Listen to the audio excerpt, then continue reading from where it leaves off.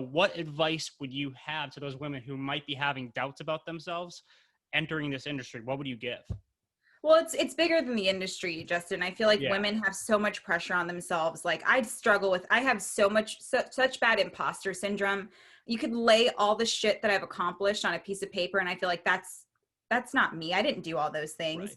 Right. So I feel it's more or less saying F the world. You know, you have to find out who you really are. And it's so easy to say, but so difficult to execute. And so the number one thing I always tell people, they're like, oh, what advice do you have for women to start in the sports industry? And I say, don't do it. Only because I want to see their reaction. Okay. Half of the girls will be like, oh, okay. The other half, my girls, will say, fuck you, Jess, I'm going to do this. I should have asked if I'm allowed to cuss on this, but it's fine. Absolutely, you can. Okay, Yes. cool. And also not just because it's a tough industry. This goes beyond just like women, because my schedule's crazy. If I'm in the middle of dinner and I need to do a one-on-one with Yasiel Puig, I have to do it right then and there. I can't just be like, oh, Yasiel Puig can like chill for a bit. I have to wait for this.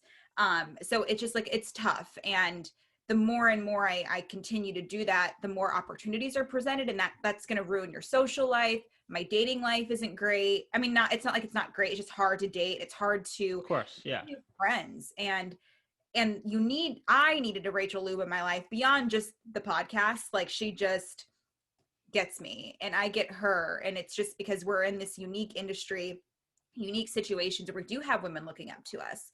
So it's more or less about being true to who you are, and you have to be authentic. It's so important. Definitely. Because in this world where everybody's fake as fuck and they're trying to be the next Katie Nolan, don't even be the next Jess Kleinschmidt.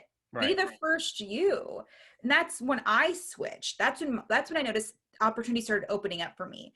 When I stopped trying to be like Katie Nolan or trying to be like Susan Slusser or trying to be like Sarah Spain, I was like, this is exhausting trying to be them.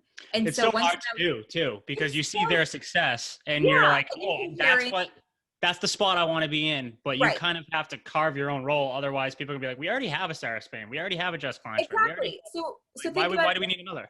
Exactly. So think about it this way. If you're going through life and you're presenting who you think you should be and people are coming into your life, those people don't know who you actually are. Those opportunities don't know who you are. So it's like going through life with a fake ass resume and telling yourself to perform. Like that's not fair to you. So it's just, finding who you really are. And, you really have to understand like the blood, sweat, and tears that goes in this industry. Like for me, I'm a college dropout. I didn't go to school. Like I'm not saying that means everybody should do that. I'm a firm believer in education. But I learned a different way, and you can't take no's to heart. You have to be like, okay, so this is a no. Let me figure out a way to go around it. So, and just like how Rachel and I view the game is different from a lot, not just of men, but just from different people. Cause I was raised around the game and she was introduced to it, watching it from like Trevor Bauer time, UCLA and stuff like that.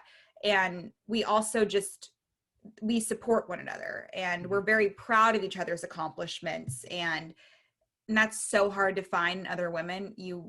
It shouldn't surprise you because women are crazy, but I didn't say that. No, we 100% are. Guys are dumb. Women are crazy. It just is what it is. That's a fair statement. Okay. Yes.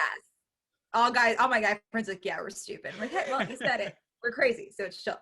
But so I feel like it's about that. You want to find out who you really, really are, and you're not going to find it overnight. And I still don't know 100% who I am. I'm still discovering who I am, but that's the beauty part of the journey. And this industry will make you figure that out quickly. And so, but I genuinely, you have to work hard. You have to network. You have to put so much content out there, even if you're not getting paid for it.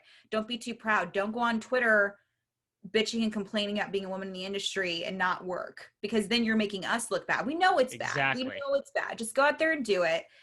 Stop complaining, put your nose to the stone and grind and take no shit. And when people, the stereotype will always be there, but we, like the women in my circle, my warriors, my queens, they're phenomenal. And I'm always available to the young women who are scared. I will talk to you on FaceTime. I'll talk to you on Twitter. I'll talk to you, whatever.